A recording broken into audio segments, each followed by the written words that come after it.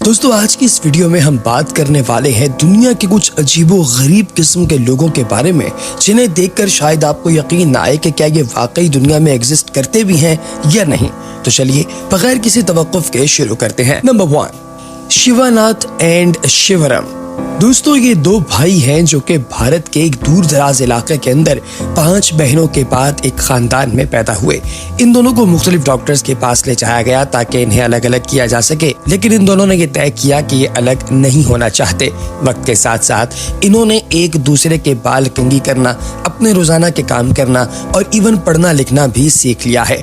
दोस्तों इन दोनों की अगर बात की जाए तो इनके सर 2 हैं, धड़ 2 हैं, लेकिन इनके टांगों से निचले सारे हिस्से में एक इश्तराक है, यानी कि इनके लंग्स, इनका स्टमक, ये सब चीजें अलग अलग हैं। लेकिन जैसे ही इसके लोअर बॉडी पार्ट्स की बात आती है तो ये दोनों इकट्ठे हुए हैं। ये अपने आप में एक बहुत ही अजीबोगरीब किस्म की प्रोडक्शन है। इलाके के लोग इन्हें डिवाइन यानी मुकद्दस मानते हैं और इनकी बहुत ज्यादा इज्जत और तकरीम करते हैं। नंबर 2, रूना। दोस्तों रूना का ताल्लुक भी भारत से ही है। ये बच्ची जब पैदा हुई तो इसका सर आम सर के मुकाबले में 2 गुना ज्यादा बड़ा था, क्योंकि इसे एक बीमारी है जिसका नाम है माइक्रोसेफेलस। दोस्तों इस बीमारी के अंदर आपके सर के अंदर इतना ज्यादा फ्लूइड जमा हो जाता है कि वो आपकी स्किन को 2 गुना तक खींच लेता है। इसके वालिदैन चाहते हैं कि उनकी बेटी आम बच्चों की तरह ग्रो करे, लेकिन कुदरत को शायद कुछ और ही मंजूर है। दोस्तों रूना के सर की बात की जाए तो डॉक्टर्स ने अभी तक 5 सर्जरीज कर ली है, लेकिन अभी भी इसके सर में बहुत थोड़ा सा फर्क आया है और इतनी ज्यादा स्किन की स्ट्रेचिंग की वजह से इसकी आईलिड्स यानी कि इसकी आंखों की झलियां भी खिंचाव का शिकार है, जिसकी वजह से ये बेचारी देख भी नहीं पाती।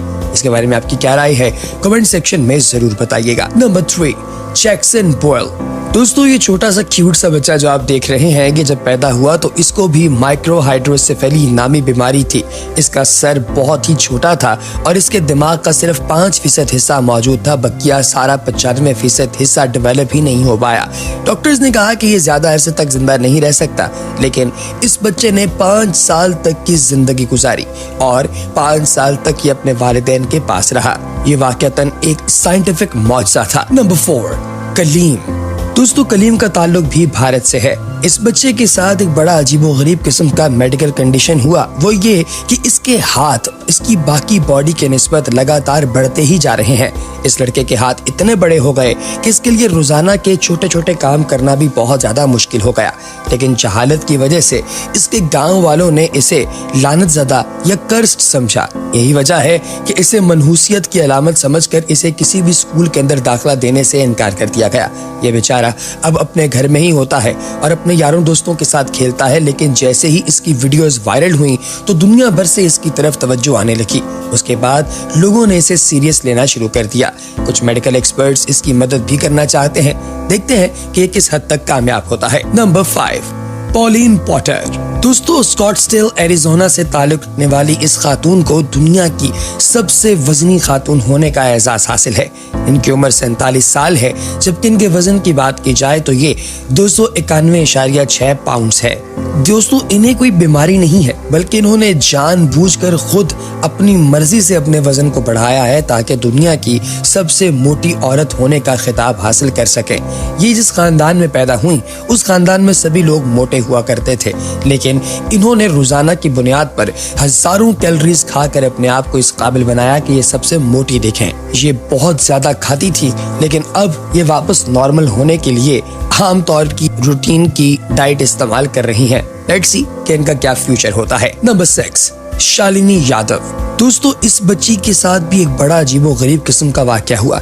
इसकी बॉडी पर स्केल्स बनना शुरू हो गए और इसकी स्किन गिरना शुरू हो गई, यानी कि इसके स्केल्स थोड़े अरसे के बाद मैच्योर होकर गिर जाते थे और फिर इसकी नई स्किन आ जाती थी। इवन कोई भी शख्स इसे टच नहीं करता था कि लोगों को लगता था शायद ये अछूत बीमारी है।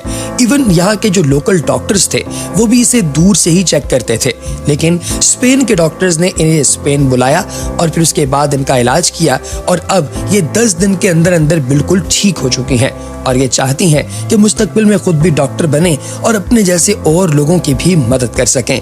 है ना अमेजिंग। Number 7, Rolf बोशोलोस। दोस्तों जर्मनी से ताल्लुक रखने वाले इस शख्स ने अपने पूरे जिस्म के अंदर मॉडिफिकेशंस करवाई हैं। अपने हाथों में, अपने मुंह पर, अपनी स्किन में, अपने पाँव, अपनी टांगें, बॉडी के हर एक हिस्से में पियर्सिंग करवा के इसे छदवा कर इसके अंदर इसने या तो लोहे की बालियां डाल रखी हैं या फिर इयररिंग्स। और इस बंदे की बॉडी इस वक्त Guinness book of world record के मुताबिक सबसे ज्यादा पियर्स्ड बॉडी है। इसके सारे जिस्म पर टैटूज मौजूद हैं और इसने 2 सींग भी बनवा रखे हैं जो कि इंटरनल बॉडी इम्प्लांटेशन है।